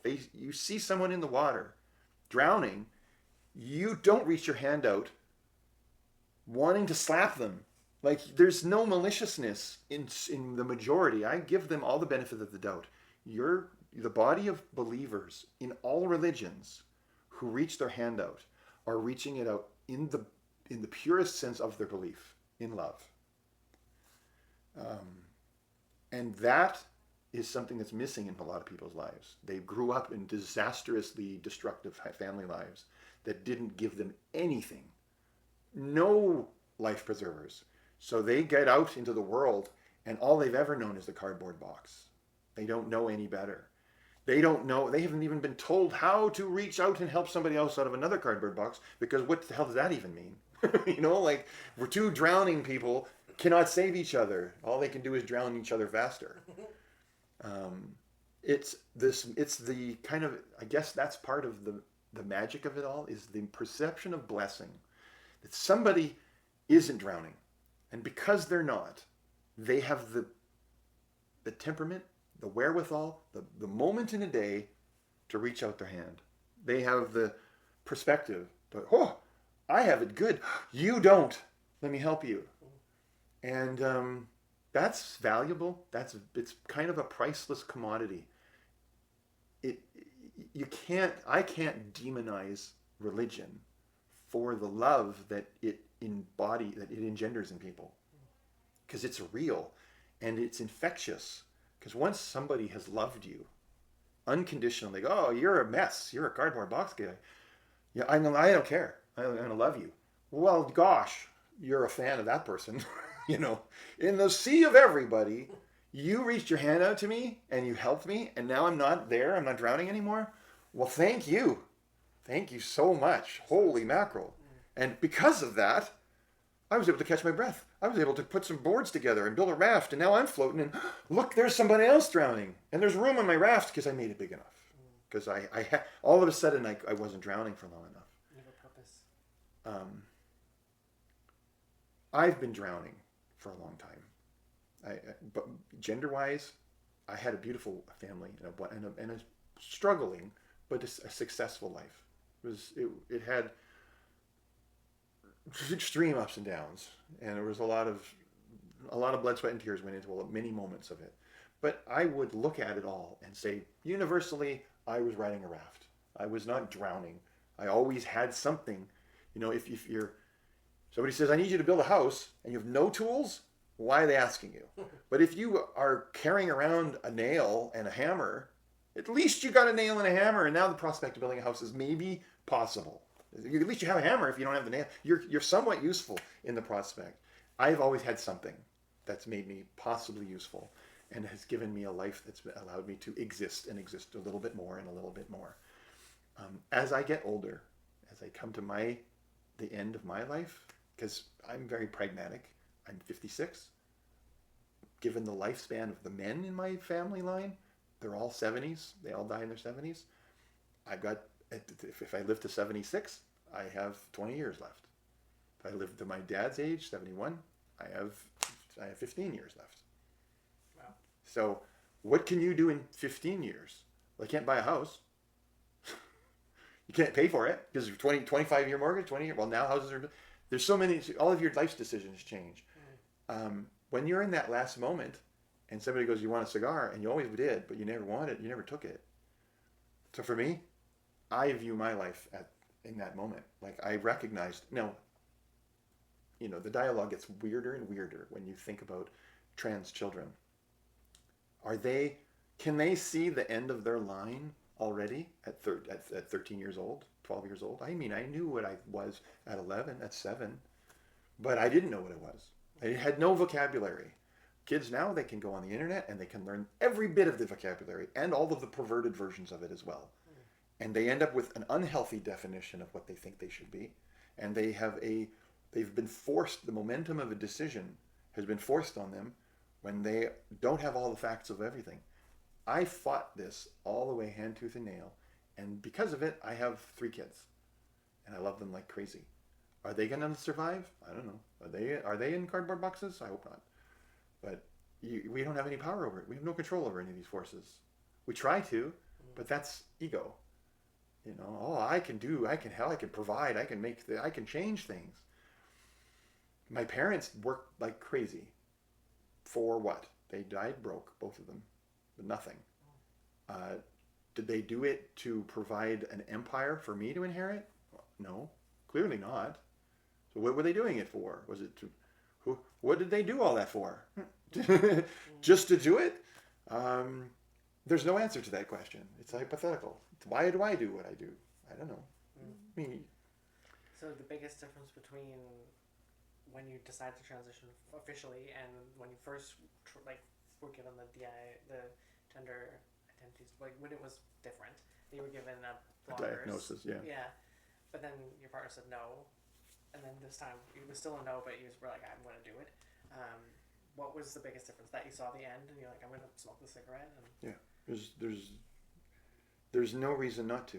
The unhappiness that has been, the itch that has been present for all time, saying that it's not there. Now, I guess here's the thing. This is where you get back to religion. You choose the sin, you're going to hell. And I would perhaps suggest that hell has been here on earth for me, in the absentee of my family, being alone. Every minute I'm away from them, because like I'll just say you're here at home, and your cat is here, and you're at home, and your cat is here all the time, and you're here, and there's your cat, and there's no concept of there not being a cat here, or the cat has no concept of you not being here because you're here, and that so that there's nothing to it. If anything happened to the cat and the cat's not here anymore, every minute that passes, you're like, I miss the cat.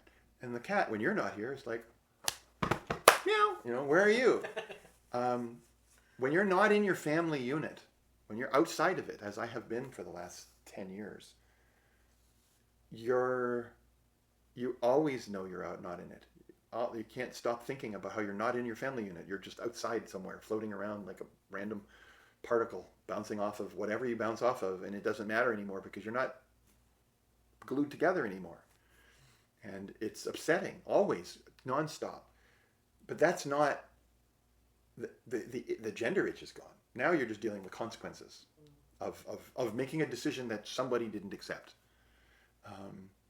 It doesn't make the decision, doesn't change the decision you're going to make. Now, why didn't I make it early? I couldn't make it. There was no possibility.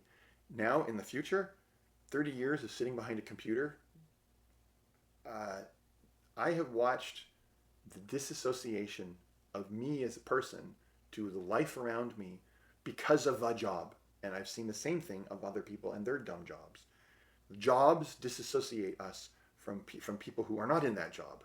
And if that job itself, like the game industry specifically, but I'm sure this is true everywhere, you work on a project and you have team members, and those are your coworkers, and the project ends, and then the company takes those team members and moves them all off onto other projects, or some of those team members' contracts ends and they move off to other companies, and within a year, maybe two, none of those people are your friends anymore. They're your colleagues, they're in your connections lists. Maybe every 5 years you'll like one of their posts or something, but they're not going to their homes for the annual summer barbecue. You're not going for lunch with them anymore. It just stops. Out of the hundreds of people that I've worked with in this industry, I have maybe one friend out of it that I keep in contact with. Don't go for dinner ever. They invite me. They say, or they've got an open invitation. Oh, whenever. But that's not being part of a circle of friends. People who are always calling you. Hey, come on over. We're having dinner. We're having a barbecue. And then the same people that you also call. Hey, I'm having a barbecue. Come on over. Food is like the big communal glue together, which goes back to the whole church thing. If you don't have a church or a conglomeration of people to eat with, the most constant of our existence, having to eat every 5 hours unless we're asleep. You want to get together for breakfast? How about for lunch? How about for dinner? Okay. Oh, drinks after. Maybe drinks. But our existence it revolves around food and eating with each other. That is such a fleeting concept. When you work at a job with the company and you've got coworkers, you're going out for lunch with each other. You bond through that eating time. With your partner at home, with your breakfast and dinner maybe, or you work from home and they work from home, you get all the meals together, you're like bonding like crazy. Soon as you don't have that, you are disassociated. And my life as a programmer, music was disassociating, even though you might think otherwise. Oh, you're up on stage, you're playing your music, and everybody thinks you're great, and you get off the stage, and they all want to talk to you.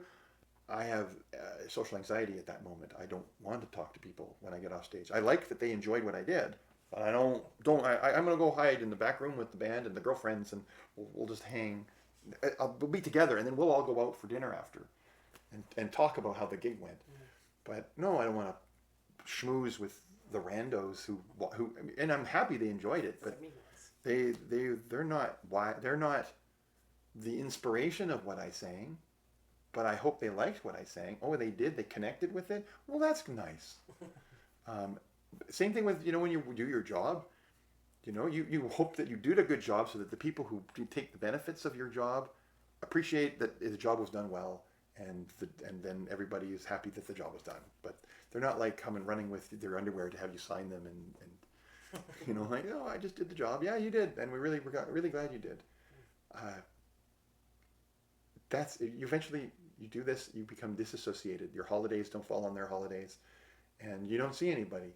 And once you get into your fifth, you know, well, I was 46 when this whole decision kind of came down. You look around at 46, which is not that old, but it's up there. It's that decade where you've been a career. You're already 15 years into a career of something, probably, or you're just a layabout, but assume you're into something. And by that point, you know who you know and who you eat with. You know how socially connected you are. And as a programmer, you're not very socially connected. You're disconnected from everybody. And so what difference does it make what you choose? And if anything, you have confidence in it because, oh, I can do what I want. And it makes no difference because I've just lived an entire life of ups and downs and in-betweens. And no one was there other than my partner or family. Like only the most critical, and only thing that they can ever do is support you. It's the only thing you have left, right? Oh, you want to do some politics? I support you. I'll wear your pin. Yay, you. My friend is just doing a thing. I support them. Are they good at it? I don't really know. I sure hope so. Are they corrupt? Don't think so. They're my friend, and I've never seen any evidence of that. As far as I'm concerned, they are an upstanding, decent person who's honest and delightful, and I love them. So, yeah, I think they must be good. Do you have dark, nasty secrets? Well, would you tell me? Do we hang out enough for you to tell me? Is there evidence? No, there's no evidence of dark, nasty secrets. Because dark, nasty secrets always have evidence. There's a lot of closets for people who have dark, nasty secrets. And people who come out of closets usually empty them. I don't have no closets.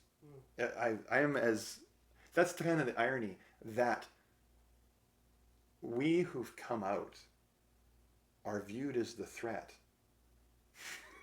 When what all we've done is divested ourselves of all armor and gone, I'm not hiding anything.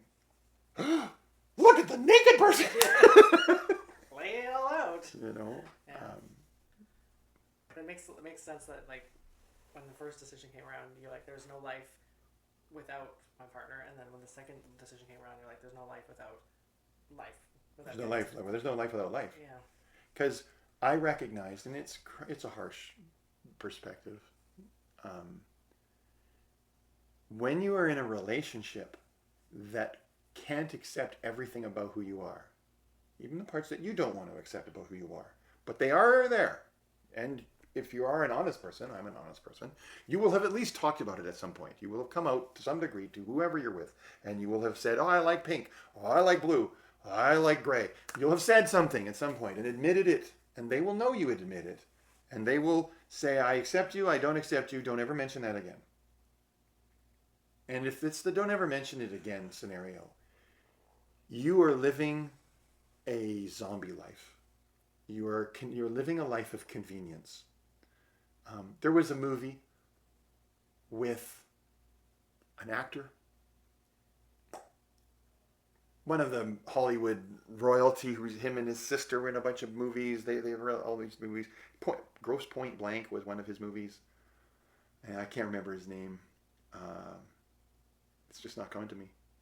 Anyways, he's in a movie where he's in love with a girl and in love with a girl. One girl is really boring, likes to read the paper together and have their coffee and sit at the table. And the other girl wants to get on a tall ship and go on a 6-month sail around adventure. And he has to make a decision about what his life is going to be. And he chooses the boring girl because it's safe and everything is known. It's like, that's my future. I will marry, we'll make babies, we'll do this thing, and it'll be a happy, safe future. And he regrets it at the final last moment because it's a movie and everything about movies are garbage and stupid. And he jumps off the pier to swim after the adventure girl. And she's all smitten with this act of bravado, and she jumps off the boat and they have to stop the boat and whatever, but that's just stupid movie talk. The real point is that the choice to live, his choice was that he wanted to live the adventure life. And I kind of would say the same. I wanted to be myself. Not an adventure life, because I'm still a computer programmer. I'm still boring. But I think I'm everything the same. I'm just happier. Or I don't have an itch. I'm not scratching all the time. And I think that's better. I think that's somehow better. Even if you look at me and you go, oh, you look ridiculous. Or, hey, sir. Or, is this the woman's bathroom? Like, I think of those things as less silly, less relevant than how I feel about who I am as myself. Which feeds into the kind of the nonsense of be your authentic self, blah, blah, blah. It isn't as simple as that. Because if you can't be your authentic self, as I felt I couldn't in '98, you shouldn't. You will walk off the pier and drown. There won't be the princess jumping off her boat to come back and swim to you and kiss and may and happy credits. No, you'll just be in some dark water sinking, and that'll be the end of you. At least that's what I believed. Was I right? I'm not a what ifer. You can never tell. There is no what if, because there is only what is. And what is, I go back to what I repeat myself, as my mom always did. She repeat herself. I'm doing the same. There's a momentum, and sometimes you can fight it. You can go, well, this isn't what I want. You can be in a bad place with bad people doing bad things, and they offer you bad stuff, and you can say no.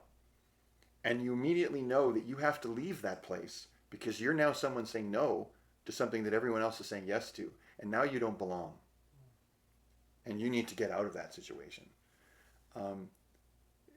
Sometimes that's at your own risk. Whoa, what do you mean no? There's no here. There's only yes. You sit down. You're at the table now, chum. It's a rhetorical question. Yeah, it wasn't a do you want some? It's here's your take. Here's your piece of the pie. You're having some. However, you can always still say no. Always say no. The movie Crow with Bruce Lee's son, the famous Crow movie. I think that was the one. And there was a girl, and she's being essayed by a bad guy, and her no is absolute. She's not gonna allow it, and she grabs the gun and she shoots his foot, and they kill her. But her no was no, and she had to face her no. She had to pay the ultimate price of no. But boy, do I ever have respect. I don't care about Bruce Lee's kid and how great the movie was. The only thing I remember was the strength of character that woman character had to say no.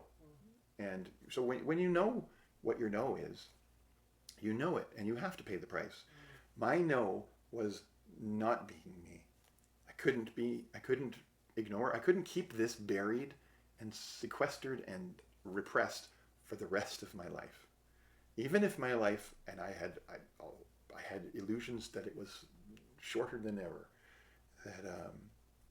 and even if I was wrong, I still don't think I was wrong, because the last 10 years have had more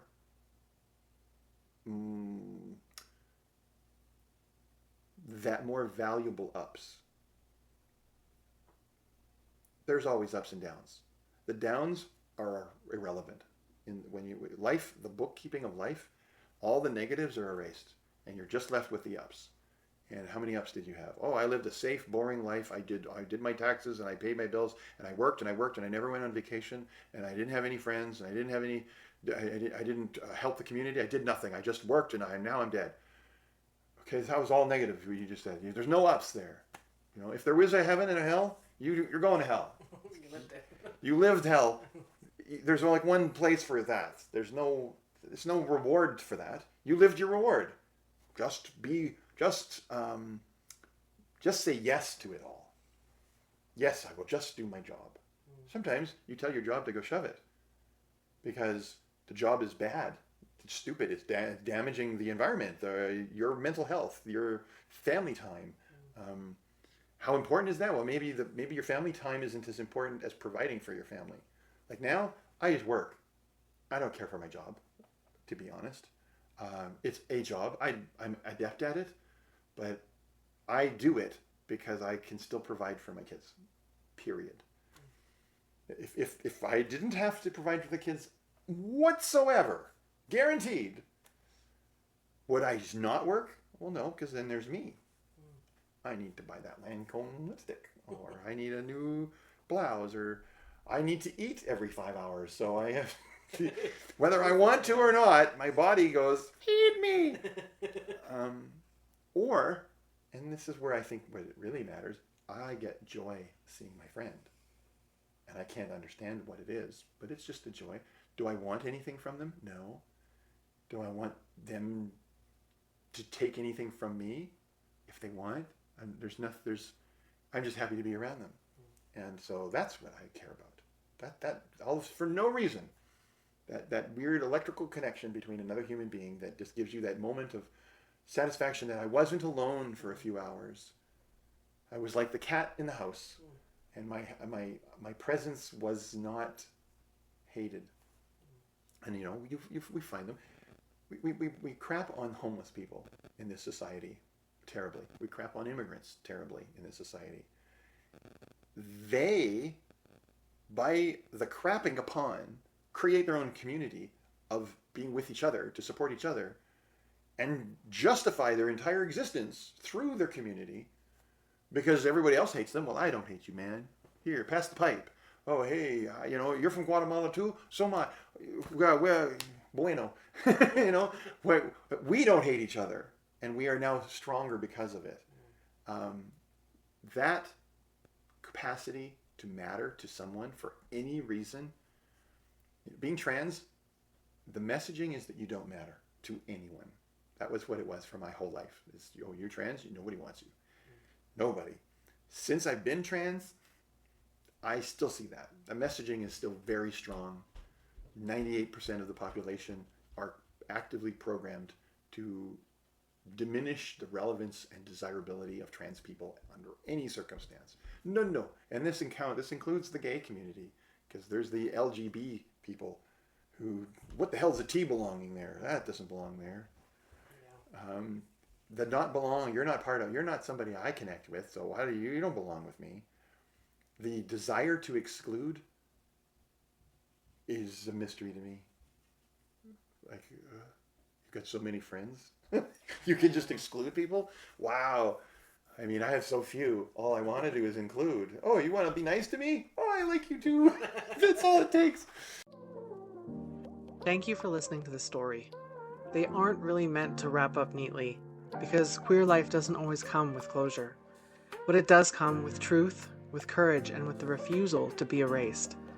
If what you heard today stayed with you, let it move you. Let it change how you see this place we call Canada, not as it claims to be, but as it is. Whether you're out, in, visible, healing, hurting, or just holding on, you belong. You're not broken. And you do not need permission to take up space. We'll be back soon with more voices from the cracks, where queerness lives, breathes, and builds something new. Until then, remember who you are. Remember that you're not going anywhere. This is Rainbow Country. And to those who shared their stories, thank you. You trusted us with your truth, and we carry it carefully.